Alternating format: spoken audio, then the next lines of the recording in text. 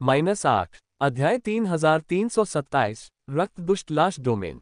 बार बार स्थानिक दृष्टि सक्रिय करें। 1 वान टेंग नहीं गए। वह 2 उच्च स्तरीय शैतान सम्राट ब्लड इविल कॉप्स को भी प्राप्त करने के लिए दृढ़ था।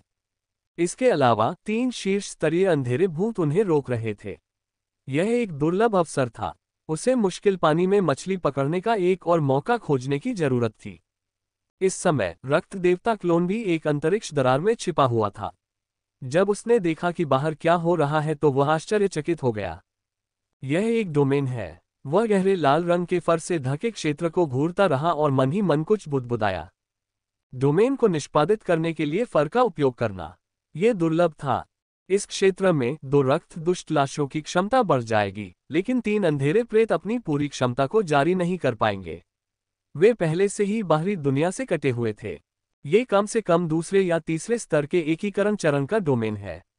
उन्होंने इसे ध्यान से महसूस किया और गंभीर हो गए। ये 2 रक्त दुष्ट लाशें एकीकरण चरण के दूसरे और तीसरे स्तर के बीच एक डोमेन को निष्पादित करने में सक्षम थीं।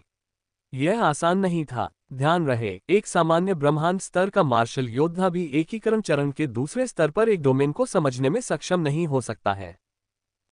चलो देखते हैं कि अब उनके पास कोई और तरीका है या नहीं। रक्त देवता क्लोन की आंखें चमक उठीं।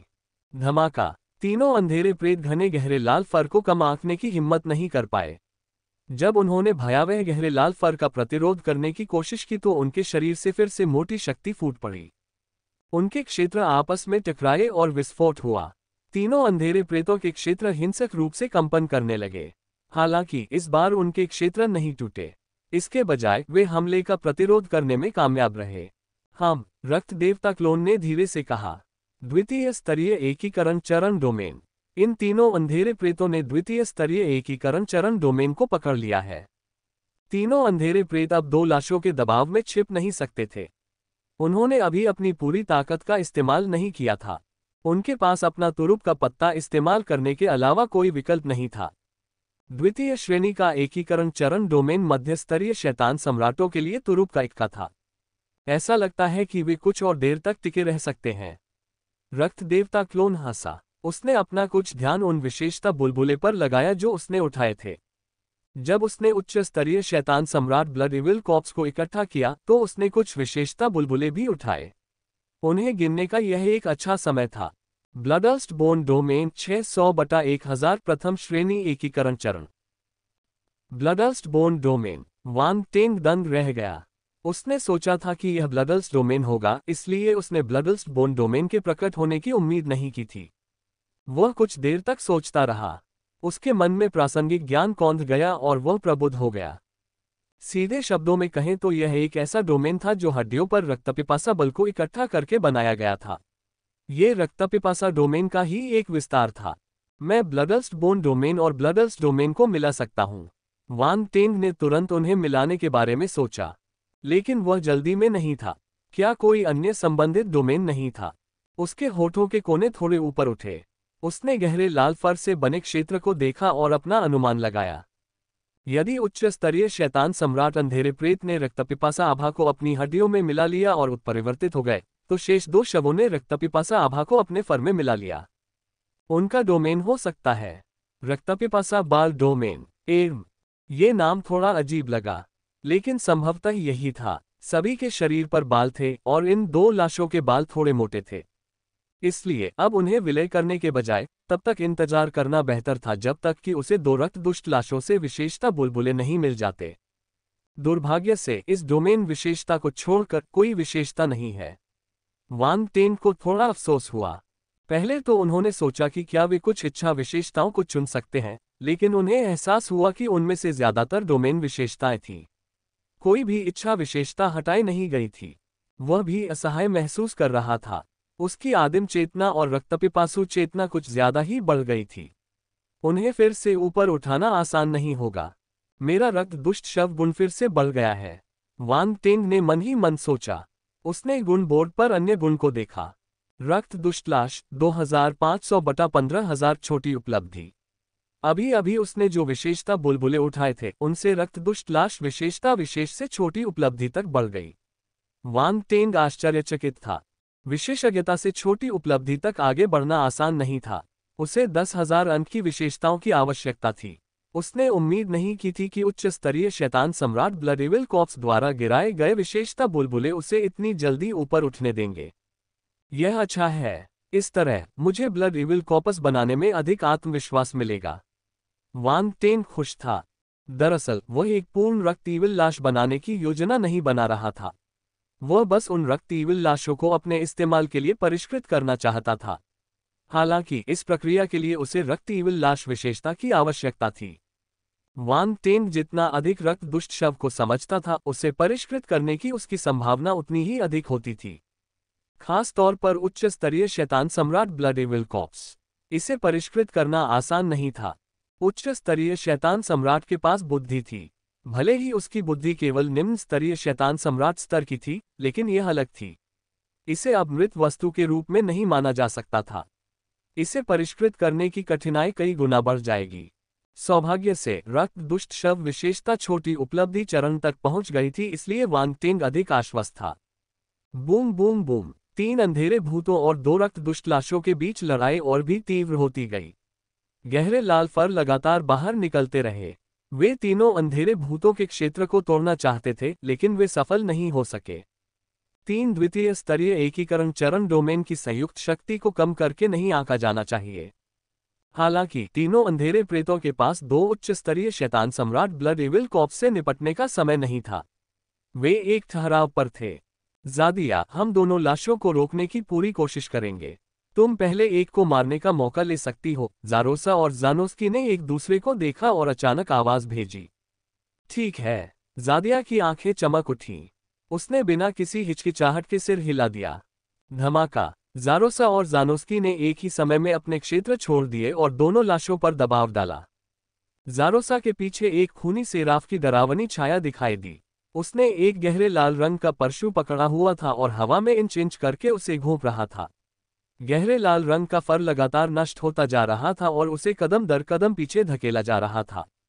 गर्जन। उसी समय एक भयानक रक्त लाल विशालकाय अजगर ज़ानोस्की के शरीर के चारों ओर चक्कर लगाने लगा। उसने अपना खूनी मुंह खोला और दहाड़ने लगा। फिर वह गहरे लाल फर की ओर भी दौड़ा। गहरे लाल रंग का फर किसी महिला के लंबे बालों जैसा था। इसने विशालकाय अजगर को कसकर बांध दिया और एक बहुत बड़ा विस्फोट हुआ। विशालकाय अजगर के शरीर पर मौजूद शल्क तुरंत टूटकर बिखर गए। हौंफना। खून से लाल विशालकाय अजगर दर्द से फुफकारने लगा। यहां तक कि ज़ानोस्की के चेहरे का भाव भी बदल गया। ऐसा लग रहा था कि वह बहुत दबाव में है।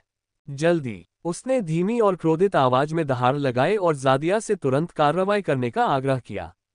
ज़ादिया को एहसास हुआ कि उन दोनों ने बिल्कुल भी पीछे हटने की कोशिश नहीं की। उसकी नज़रें चमक उठीं और उसने तुरंत अपनी शक्ति छोड़ दी। उसने अपने हाथ में लंबा चाबुक घुमाया और छाया में बदल गई।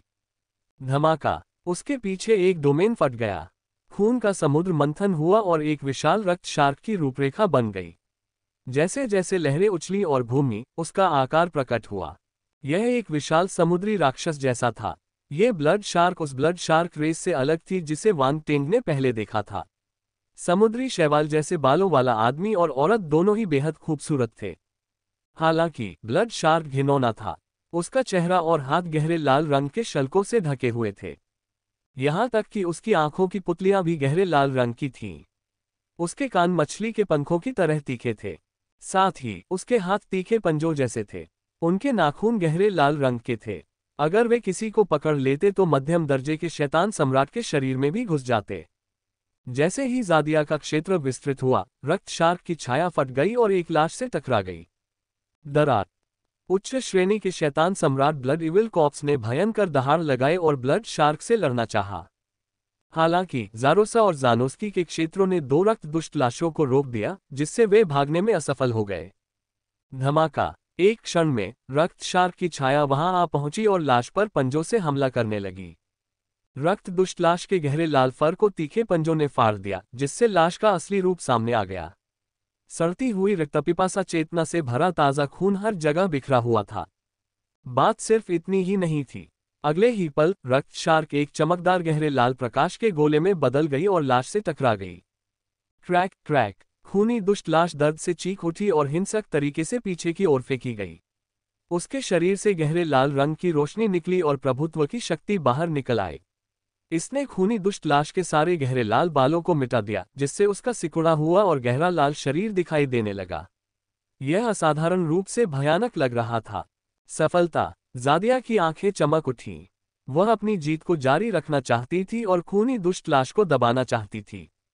हालांकि इस समय अचानक एक आकृति रक्त दुष्ट लाश के पीछे दिखाई दी और ज़ादिया को देखकर मुस्कुराए। फिर उसने लाश की पीठ थपथपाई। तुम। ज़ादिया के चेहरे पर थोड़ी सी अभिव्यक्ति बदल गई। जिस क्षण उसने कहा, दूसरी पार्टी पहले ही ब्लड इविल लाश उठा चुकी थी और फिर से गायब हो गई थी। हरामी। उसने गुस्से से गाली दी। सबसे पहले वह रक्त दुष्ट लाश से निपटना चाहती थी और उसे अपने पास रखना चाहती थी। आखिरकार यह एक उच्च स्तरीय शैतान सम्राट ब्लड इविल कॉर्प्स था।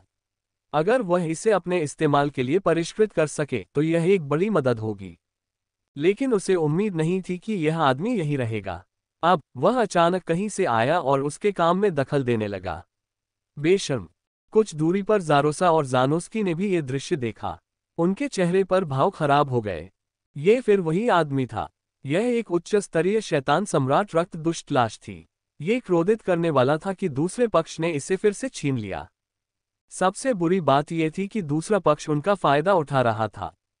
जब सैंडपाइपर और क्लैम लड़ते हैं तो मछुआरे को लाभ होता है। वे दोनों खूनी दुष्ट लाशों से पूरी ताकत से लड़ रहे थे, लेकिन दूसरी पार्टी उनके पीछे से लूट का माल उठा रही थी। ये बहुत ही क्रोधित करने वाला था। Crack crack. इस समय आखिरी खूनी दुष्ट लाश गुस्से में दहाड़ने लगी। उसे पता था कि यह उनका मुकाबला नहीं है, इसलिए वह भागना चाहता था। वह मुड़ा और भाग गया। क्या तुम भागने की कोशिश कर रहे हो? ज़ानोस्की चिल्लाया, उसे रोको। धमाका। ज़ादिया की नज़रें तेज हो गईं। उसे सोचने का समय नहीं मिला। उसने अपना लंबा कोड़ा बाहर निकाला, मानो वह लाश पर अपना गुस्सा निकालना चाहती हो। बल एकत्रित होकर एक विशाल कोड़े जैसी छाया में बदल गया। वह आकाश से नीचे गिर पड़ा। गर्जन। खूनी दुष्ट लाश गुस्से में दहाड़ने लगी। उसके शरीर पर फर बढ़ गया और बाहर निकल आया। वे एक गहरे लाल रंग की रस्सी में एकत्र हो गए और चाबुक की छाया से टकरा गए।